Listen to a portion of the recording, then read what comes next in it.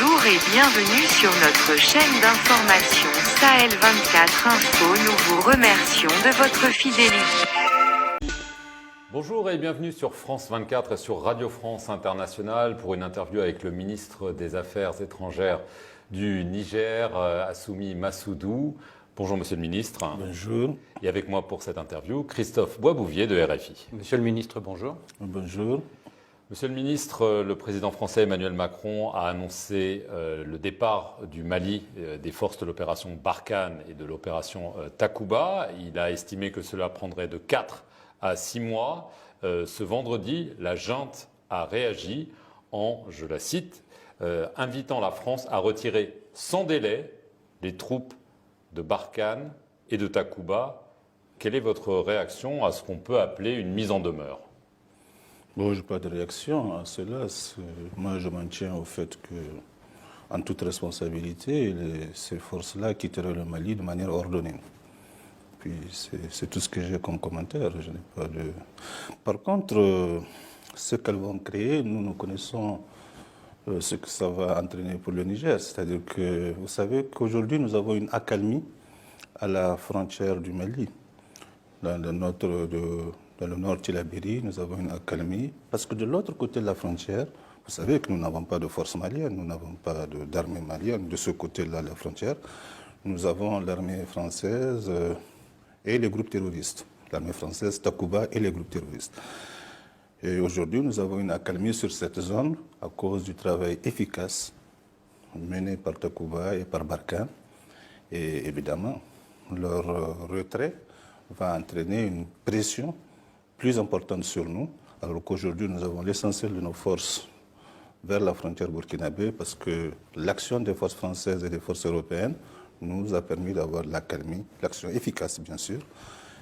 Donc cela va entraîner forcément une pression plus grande. Surtout si c'est sans délai. Bon, sans délai.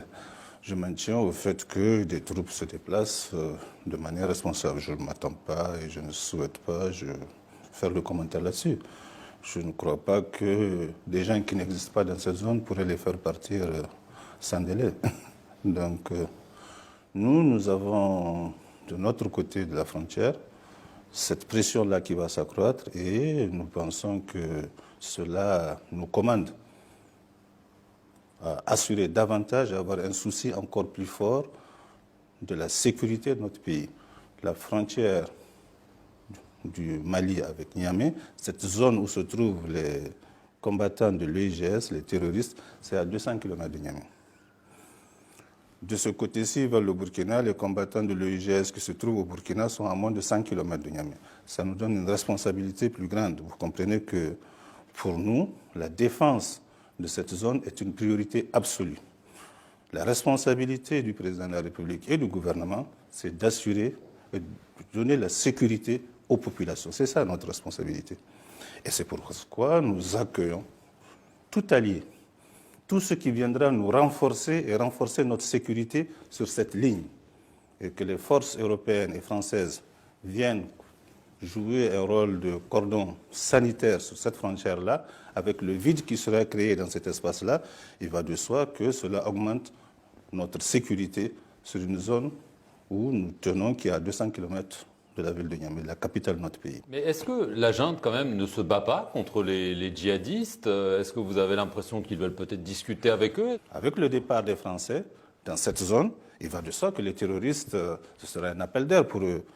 Donc, par conséquent, nous aurons une pression nouvelle, renouvelée sur cette frontière-là. L'arrivée des Français de ce côté-ci de la frontière permettra certainement de renforcer le cordon sanitaire par rapport, en fait, à ce sanctuaire terroriste que constitue le Nord Mali. Alors, de l'autre côté de la frontière, maintenant, il va y avoir des combattants russes. Et le pari de Tout le Bamako... monde, ils n'y sont pas, nous ne les avons pas vus. Et le pari de Bamako, c'est que ces combattants russes vont réussir là où les soldats français ont échoué. Est-ce que c'est possible ? Dans la propagande que nous subissons, j'ai entendu des gens dire au Niger que, attention, les chefs djihadistes sont déjà au Niger chassés par les combattants russes. Ils sont à Ayoru, les Iya d'Agali et tout ça, sont en territoire nigérien. C'est pour vous dire que beaucoup de choses se racontent, des choses les plus grotesques. De ce côté-ci de la frontière, nous ne voyons ni combattants russes, ni armée malienne. Je ne sais pas ce que feront les combattants russes, ce qu'ils viendraient faire, ces mercenaires, comment ils se comporteront et quels seront leurs résultats. Nous nous occupons de la sécurité de nos populations. En tout cas, vous en doutez de l'efficacité des Russes. Nous avons des mercenaires qui n'ont pas de responsabilité internationale. C'est un phénomène nouveau dans notre espace et nous pensons que cela, sur le plan éthique et sur le plan diplomatique, sur le plan de la paix dans la région et de l'organisation de la responsabilité des États, c'est des gens qui n'ont aucune responsabilité vis-à-vis de qui que ce soit, qui sont des forces irrégulières et des forces nouvelles dans cet espace que nous ne connaissons pas. Et nos communiqués de la CEDEAO, les chefs de l'État de la CEDEAO, ont marqué leur préoccupation par rapport à la présence de ce type de force dans notre espace. Et nous en sommes solidaires.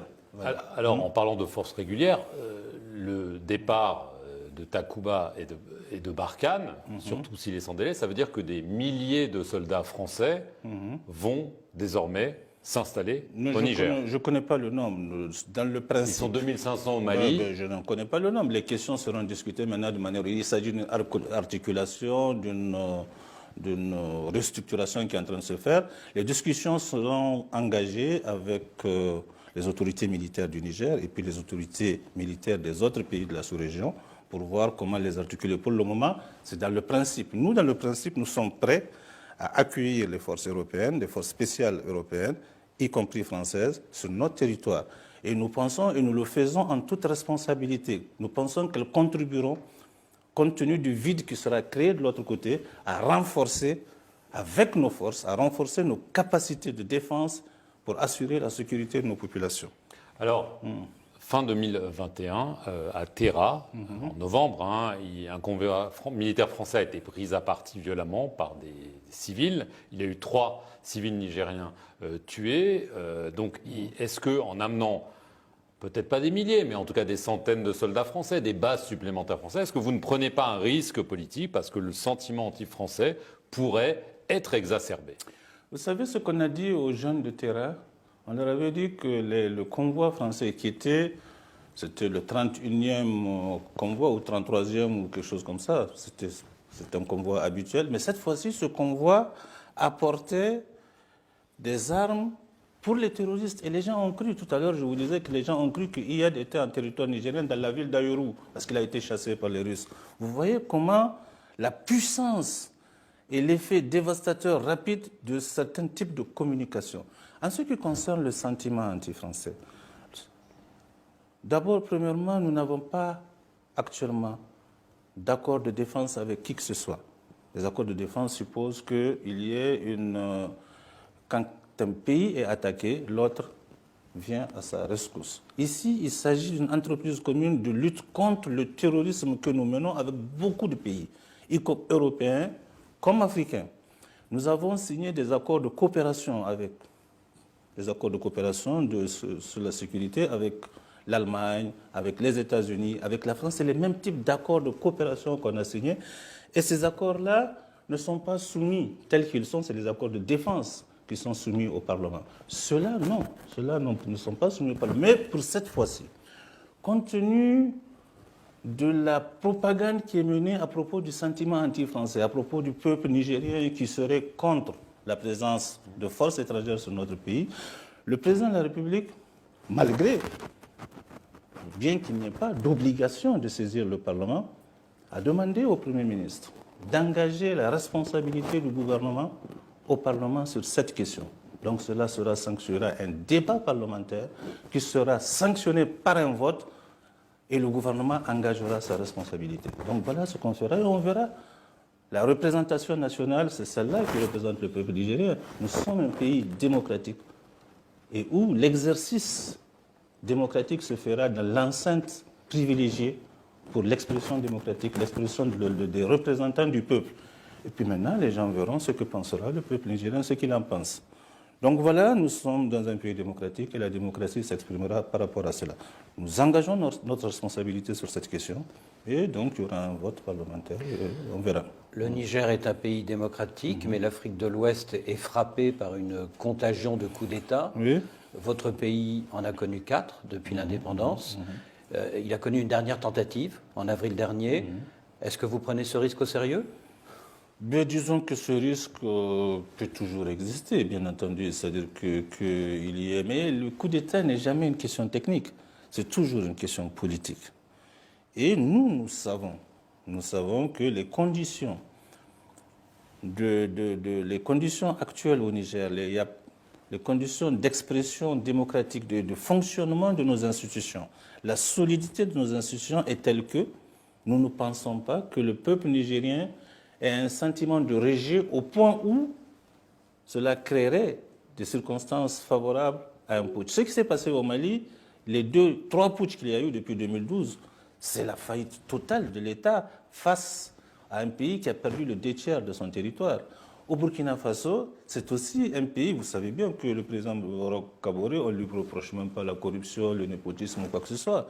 C'est la faillite, l'incapacité, l'occupation, la perte de contrôle pratiquement du nord et de l'est de son territoire qui a fait que cette armée elle-même, qui était sur le front, est venue prendre le pouvoir en disant que, en prétextant de l'incapacité d'assurer la sécurité. Chez nous, au Niger, il n'y a pas de sanctuaire terroriste dans notre pays. Voilà pourquoi nous ne partageons pas les mêmes situations que le Mali, qui n'a pas de contrôle sur les 2/3 de son territoire, ou que le Burkina, où il y a eu un effondrement, il faut le dire réel, du nord de ce pays. Et c'est les mêmes armées qui ont échoué, qui viennent prendre le pouvoir. Je ne sais pas si elles pourront répondre à la guerre qu'elles n'ont pas pu mener hier. Donc voilà un peu, mais nous ne présentons pas les mêmes caractéristiques. Ensuite, nous voulons prouver, et nous allons le prouver, nous sommes en train de le prouver, qu'on peut être un État démocratique, un État où fonctionnent des institutions, là je viens de parler de saisine du Parlement, et un État stable qui peut aussi, en plus, dans une relation intelligente et responsable avec des partenaires africains comme européens, vaincre le terrorisme. Merci, Monsieur le Ministre, de nous avoir accordé cet entretien. Et merci à vous de nous avoir suivis sur nos 2 chaînes, France 24 et Radio France Internationale.